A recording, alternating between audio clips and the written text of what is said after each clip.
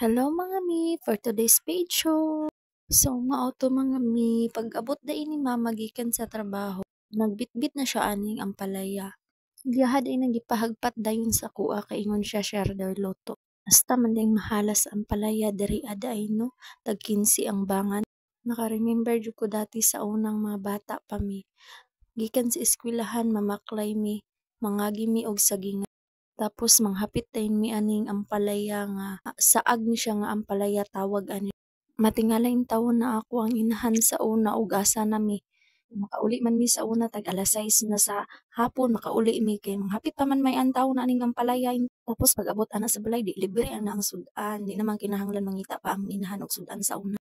Karon mga bata karon Ginoo ko mga hilason na kaayo mga bata karon dili gani mo sudan ginamos mangita pag mga lami nga sudan.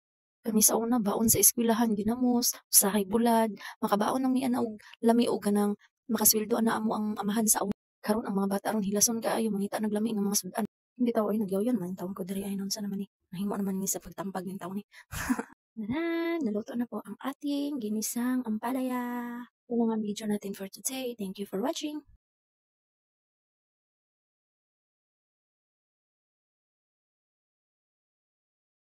Panginabuhi sa una, mao nang kami na lang mangita og sudanon sa una.